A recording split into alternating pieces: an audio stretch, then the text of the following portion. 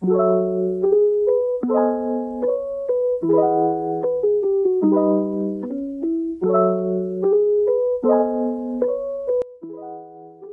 ka naman, Lourdes?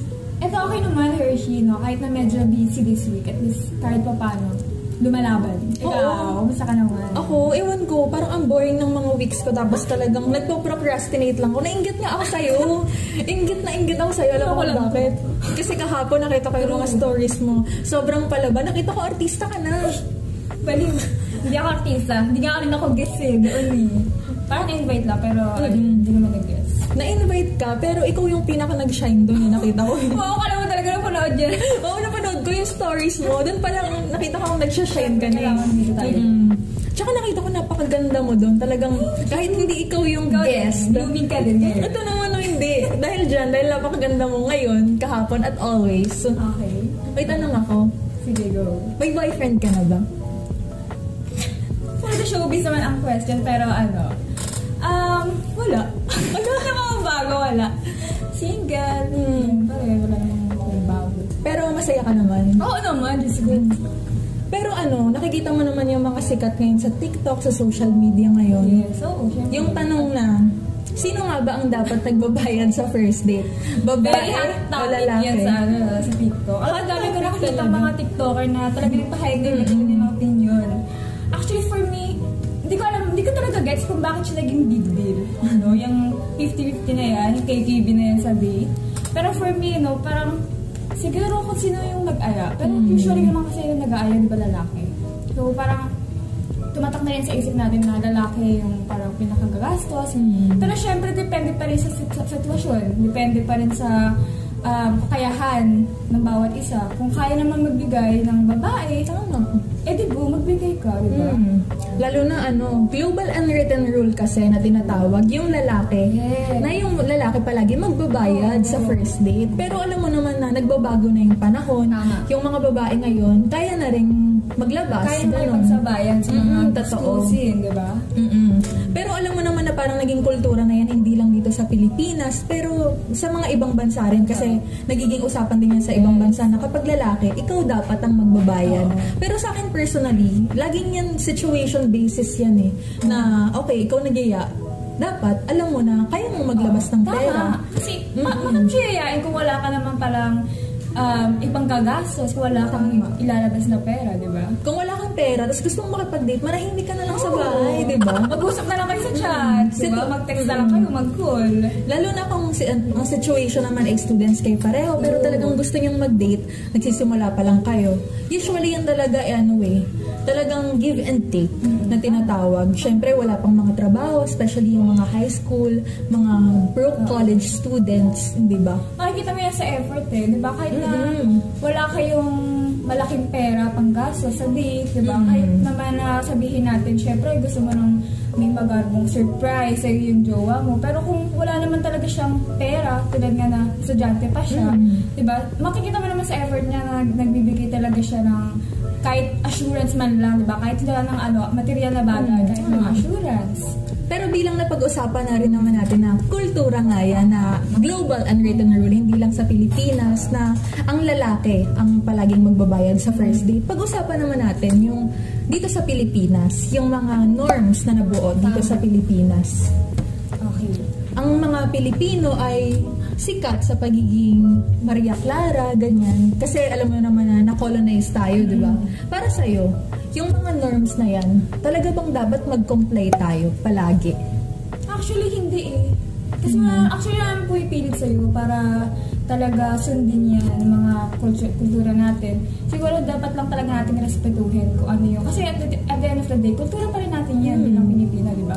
Pero hindi mo masasabi na kaya mo siyang gawin or kaya mo siyang sundin. So, kung para sa sarili mo, hindi mo siya masusunod. Respetuhin mo na lang. Ganun. Tama, oo. Pero bukod dyan sa kultura na tinatawag, may mga norms na nabuo, na na-develop sa Pilipinas na hindi natin matatawag na totaling kultura, pero parang nakasanayan. Ayan, tama. Isa doon yung mga tinatawag na crab mentality. Aware ka ba doon? Oo naman. Sobrang ano yan dito sa Pilipinas. Parang sobrang daming Pilipino ang meron yan. Totoo. Diba? Talagang parang bata pa lang ako, naalala ko, tinuro yan ng teacher namin yung ano mga ba yung crab mentality. Sinulat niya sa blackboard. Tinuro niya kung ano yung crab mentality. Talagang hindi ko yun makakalimutan. Tapos, tara magbasa tayo ng mga stories mula sa mga anonymous users from Reddit. Magbasa tayo. Ito, from Reddit user, not even a real name. Yung asshole na classmate ko ng elementary na ayaw maangatan sa grades. Kapag essay tapos magulo pagkakasulat ko, 0 agad nilalagay. One time, napikontis ako pang kaklaseng babae. Ginagawa rin sa kanya. In-slash yung kamay niya ng cutter. Lol. Ending, nakapasok kami sa SPED Fast Learner class, siya naiwan sa section 1. Nakapasok din halos lahat sa amin sa Science High School, siya naiwan dun sa regular. I really hate that fat fuck. Ano nang masasabi mo dito? Nakakagulan ka. Deserve. No, kasi totoo yan talaga na everything we do has consequences, di ba? Oo, totoo. So, hindi mo talaga marating yung tuktok kung pilit mo pinababa yung mga nakapaligid sa'yo. Oo. Di ba? Pero, totoo yan kasi yung mentality, hindi lang yan nakikita, hindi lang yan malalaman, o hindi mo lang yan makikita sa mga klase mo, sa school. Kasi sa pamilya, meron yan, di ba? Sa mga kaibigan, sa mga tropa, sa mga katrabaho, meron yan. Pero, syempre, minsan kasi hindi natin napapansin na parang sa sarili natin, diba? Meron tayo niya, crab mentality. So, ayun, pero para sa akin naman kasi, yung crab mentality, although sikat siya sa mga Pilipino na talagang mga Pinoy daw, ay nako, crab mentality yan, mahilig maghilahan pababa ang mga Pilipino. Pero, individually, iba-iba naman tayo ng take dyan. Ang take ko lang dito sa story ni Reddit user ay, napansin ko, siya rin ay may crab mentality kasi nakita naman natin na bakit binaba niya rin, bakit natuwa siya na in-establish niya na yung kaklase niya na may crab mentality. In-apply niya rin sa sarili. Oo, in-apply niya rin sa sarili niya kasi parang natuwa siya na naiwan daw sa section 1 sila daw, nasa fast learner class na ERSPED. So bilang Pilipino, may crab mentality rin siya.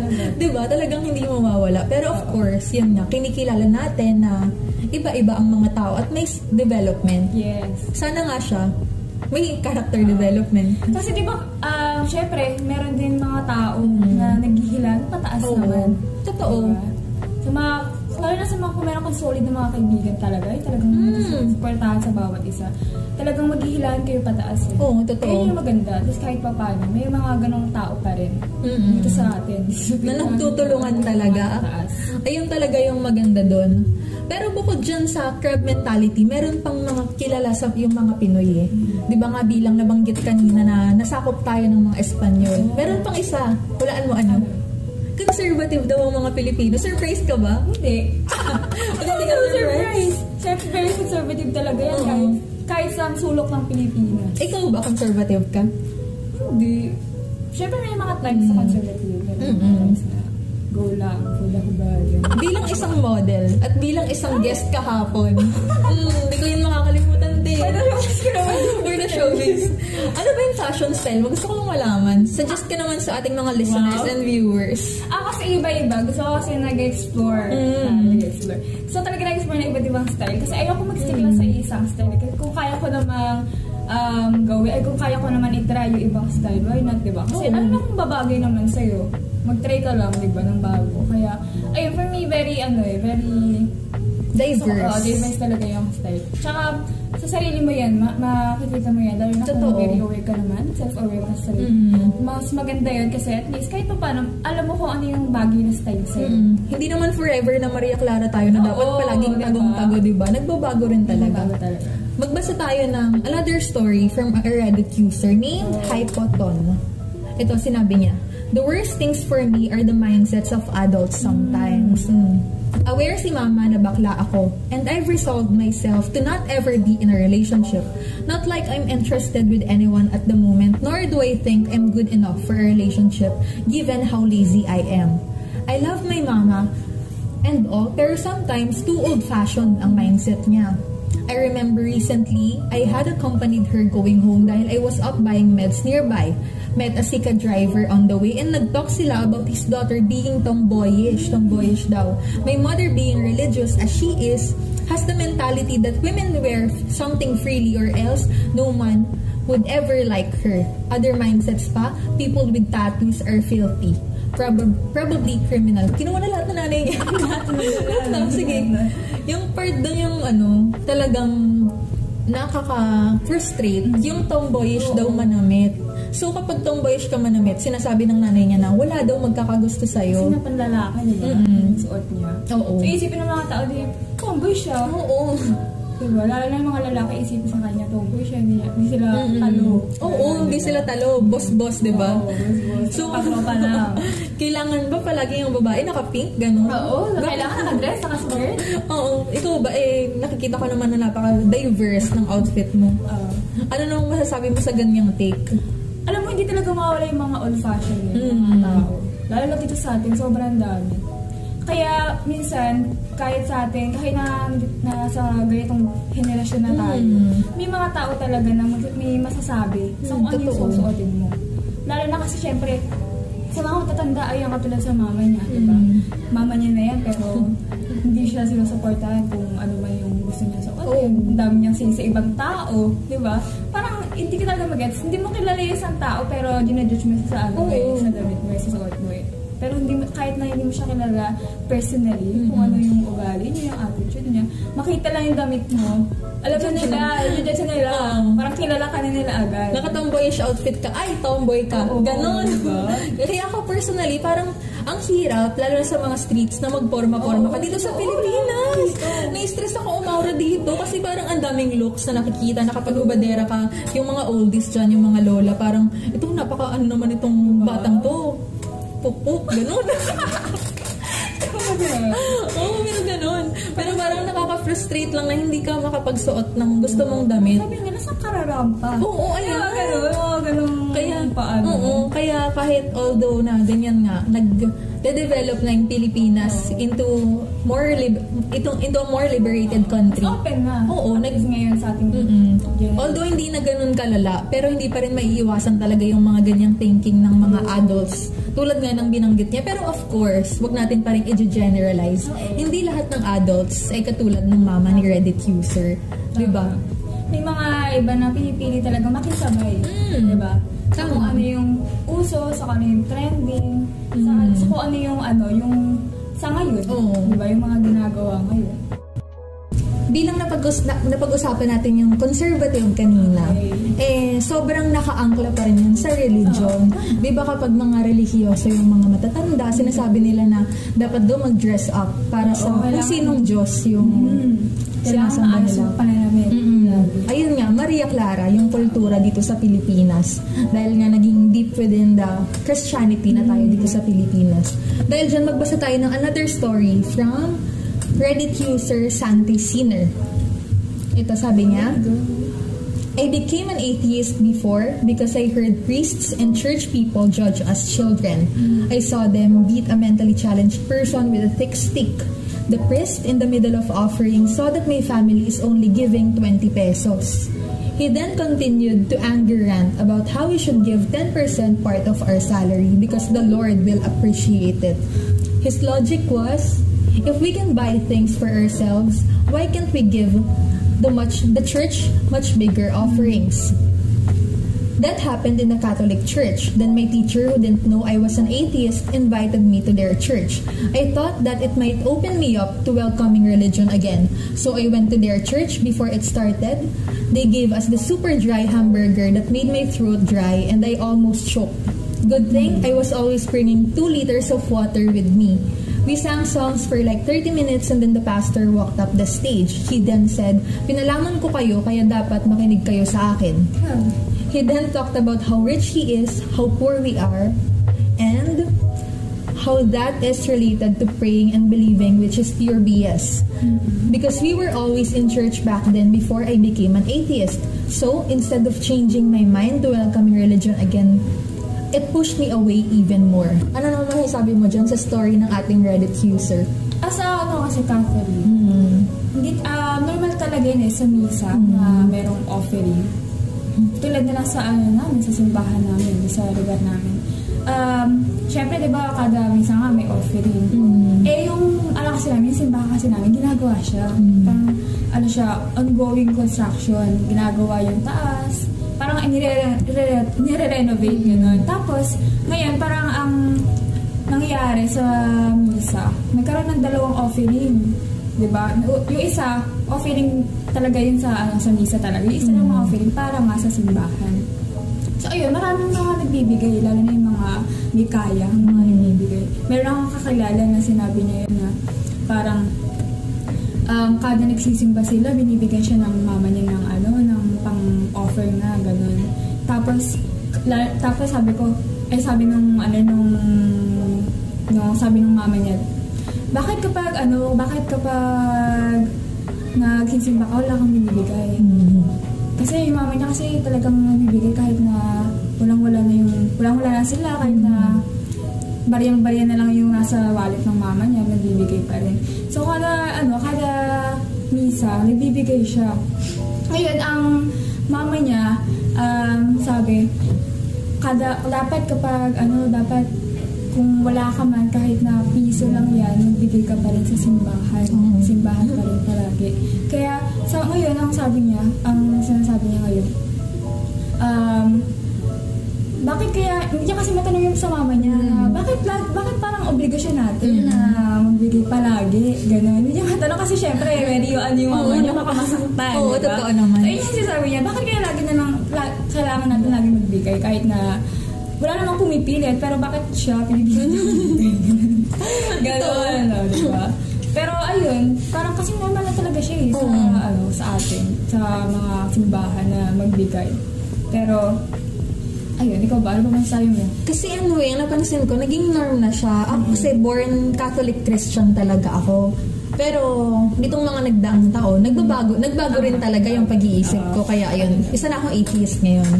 Pero nakita naman natin dun sa Reddit user natin na tinanggap niya, although atheist siya, naging open siya for a change. Umattend siya sa church ng advisor niya. Kasi alam niya naman na sa sarili niya na lahat naman ay pwedeng magbago, pwedeng magka-development, baka may malaman siyang mas maganda, kaya baka magbalik loob siya. Kaya there's nothing wrong naman dun sa mga pagkakaiba. And although dito sa Pilipinas na known tayo bilang isang Christian country, na dapat ay makajos ka, ganyan, isa kang binibini. Wow, binibini. Binibini naman pala, Maria Clara. I don't think na lagi tayo dapat mag-conform sa mga ganyan, sa mga ganyang bagay na ako bilang isang individual, bilang isang Pilipino na pinanganak na Kristiyano, hindi naman required na maging Christian ako forever. Kasi magtitake din yan ng toll sa sarili ko na paano ko pinagpilitan ko yung sarili ko dito. Hindi ako talaga para dito, hindi ito yung naiisip ko. Kaya ayun, sa tingin ko talaga open for changes palagi. Although naging culture natin yan, palagi pa rin yung nagbabago at nag-iiba-iba dahil nga may mga variation ang mga kultura at mga tao sa kultura na yon. Hindi palaging ikaw forever ka dun sa culture na yon, hindi ba?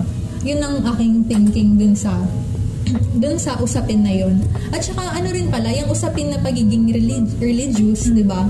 Ano rin yan nakaangkla rin yan sa pagiging family-oriented ng mga Pilipino, di ba?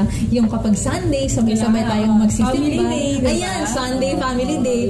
Kaya kapag Sunday Family Day, walang mga meeting yan. Kasi dapat family ang kasama natin. Kaya dapat busy tayo. Ano mga yun? That's Sunday ngayon. Sunday ngayon kayo ang pamilya ko. Tama kami. Oo.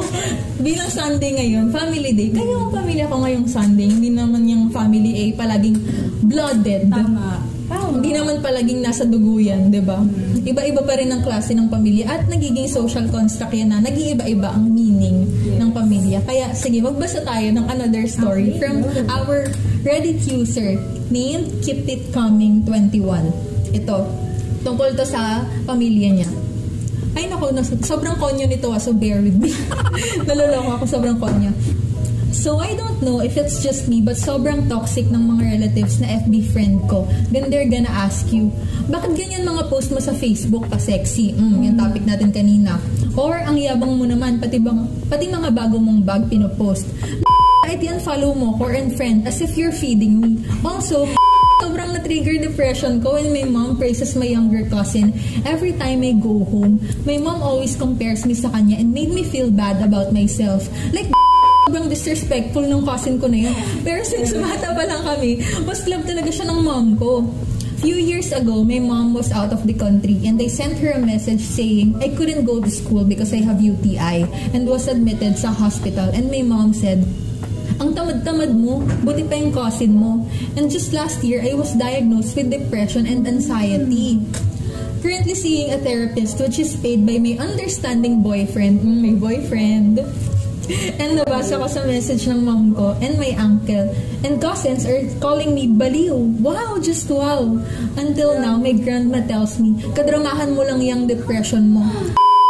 Oh, I've overdosed on medication and tried killing myself so many times. Pero ayan pa rin naririnig ko. Grabe naman. Nakakaloka. Family-oriented. Family-oriented daw. Pero diba, kasi sa atin dito sa Pilipinas, ikaw nga diba, family always comes first. Oo. Oh. Parang kailangan lagi mong unahin pamilya. Kahit saan, kahit na magtatrabaho ka na. Oo. Kailangan mo unahin, parang kailangan magbigay balik. Magbigay balik sa pamilya mo. Kaya minsan nakakaano talaga yan kasi sa pamilya talaga nagsisimula lahat. Totoo. Diba? Pero ano kasi, parang yung mga Pilipino, nung na sila na kapag tumanda ka, talagang aalagaan ka ng anak mo. Parang expected nila expected yun. Hindi pa din magbago. Oo.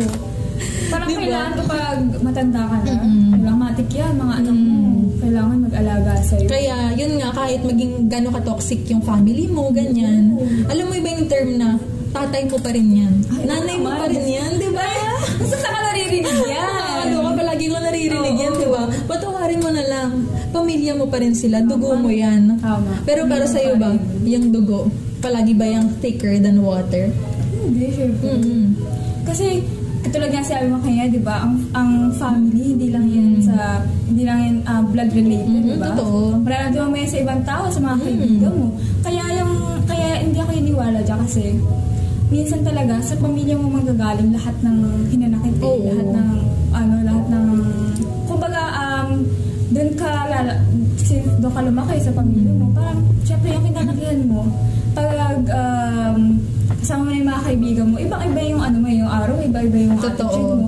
Kaya masasabi mo na hindi lahat talaga ng bagay is mapapakita mo sa pamilya mo. Hindi lahat may lalabas mo sa pamilya mo. Kaya may mga tao talaga na pilit na nililihim yung mga bagay sa pamilya nila. Kasi, which is mas, para sa kanila, mas maganda. Kasi kung malaman nila yung mga secrets mo, yung mga sekreto mo, parang mas, parang dun magsimula yung gulo. Kasi, syempre, hindi lahat ng family members mo is magiging sa'yo, masang-ayon sa'yo. Hindi lahat sila open. Sa buhay, diba? Parang, kasi minsan sila pa yung yung magde-decide kung ano ba yung trabaho mo in the future, kung ano ba yung dapat na, kung ilan yung magiging anak mo dapat, di ba? Mga ganun. Minsan sila pa yung naghihila sa'yo, pababa. Grab mentality nga na napag-usapan natin kanina. Pero parang may pinanghuhugutan ka doon. Parang hindi ko kinaya. Parang, si Lord, may problema yan talaga pamilya.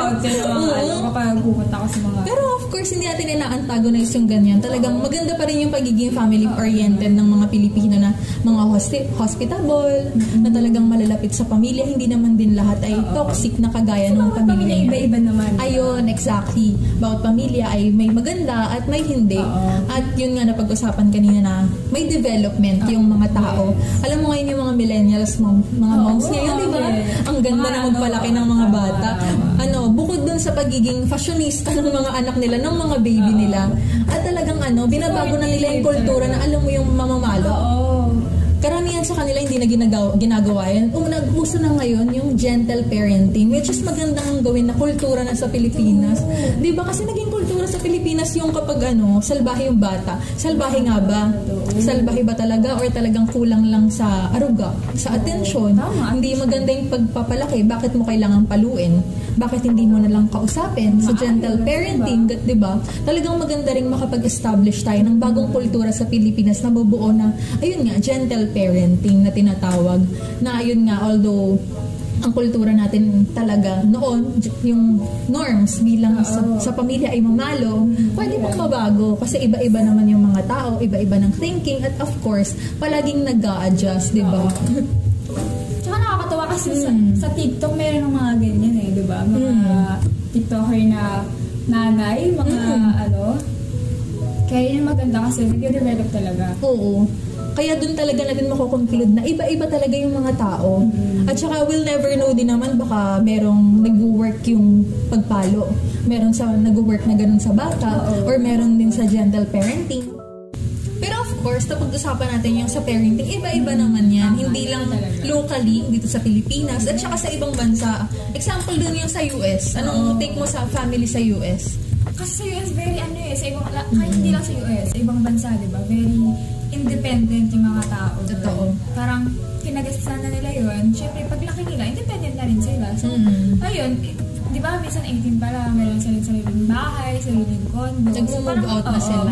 Sila sa buhay nila, sila na yung gumagasa sa lahat. Hindi na sila nakadepende sa mga magulang. Sa atin, di ba? At saka rin kasi depende rin yan sa bansa. Oo. Kasi nasa first world country sila na madaling maghanap ng trabaho na 16 ka pa lang, di ba? Makakapaghanap ka na ng trabaho. Pero dito, mahirap. Pag 16 ka, mag-aaral ka lang, mahirap maghanap ng trabaho. Hanggat nag-aaral ka. Bata pa. Oo, totoo. Kailangan pa mag-aaral, kailangan pa muna makagraduate. Oo. Bago ka magkaroon ng sariling pera, bago ka magkaroon ng sariling opinion. Ayun, totoo. Kaya nga, from country to country din yan nagbabounce, diba? Nandito sa Pilipinas, swak yung family-oriented kasi talagang kasama mo yung pamilya mo nang maghapon, nang palagi, hanggang mag-asawa ka, hanggang sa maging extended family kayo na yung buong bahay, yung naging pa yan, diba? Oo, pati yung kaapu-apuhan, kasama ng lola. Lagi mo kasama, hindi lang magulang mo, lola mo. Tito mo, tita mo, mga pinsan mo. Talaga magkakakonect lang. Unlike dun sa ibang bansa na hiwa-hiwalay sila. Kaya iba-iba naman talaga kada pamilya. Pero, of course, hindi natin sinasarado na yung sa US ay hindi sila family-oriented. Of course, napaka-diverse ng mga lahi dyan sa US, diba, na iba-iba yung mga tao dyan, iba-ibang lahi, iba-ibang race. Talaga. Kaya hindi natin masabi na porket ikaw dyan ka sa Western, hindi ka family-oriented. Hindi natin i-conclude na porket hindi sila Asian, tinatawag, hindi sila family-oriented unlike us, diba? Kaya anong masasabi mo naman sa mga iba-ibang klase ng pamilya dito sa Pilipinas? Siyempre, diba, kada pamilya may iba-ibang kinagisnan yan. Lalo na, meron tayong iba't ibang magulang. Meron silang sarili-sariling kakayahan para magpalaki ng mga anak nila. So, ayun, dito lang sa atin, siyempre, may mga pamilya talaga na very religious, hindi yan mawawala. Diba? Meron mga pamilya naman na parang, katulad lang din sa US, very independent. Diba, since tayo ay nasakop din ng mga Amerikano, kaya may mga gano'n na, lalo na kapag yung family nila, yung mga parents nila is mga foreign blooded, diba? Yung talaga masabi mo na very independent din. Kasi pag sa atin, syempre mga religious yan. Kailangan, every Sunday nga, diba? Kailangan family bonding, gano'n.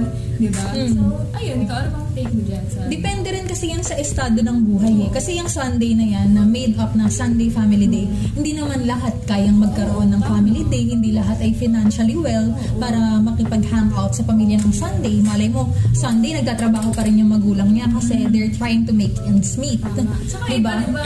Everyday family. Oo, everyday family day. Kasi lagi sila magkakasama. Nag-iwan nila na mga parents nila is wala namang trabaho na kailangan ng mas mahabang oras sa labas.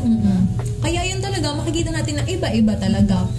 May kultura tayong iisa na tinatawag na kunyari dito sa Pilipinas, yun nga, may kultura tayo na ganito specifically. Hindi naman lahat ay kayang mag-conform doon. Kaya hindi rin required na mag-conform tayo doon kasi nga iba-iba tayo ng thinking bilang isang mga tao. Diba? Ikaw na namang take away mo doon. May take away ka pa ba?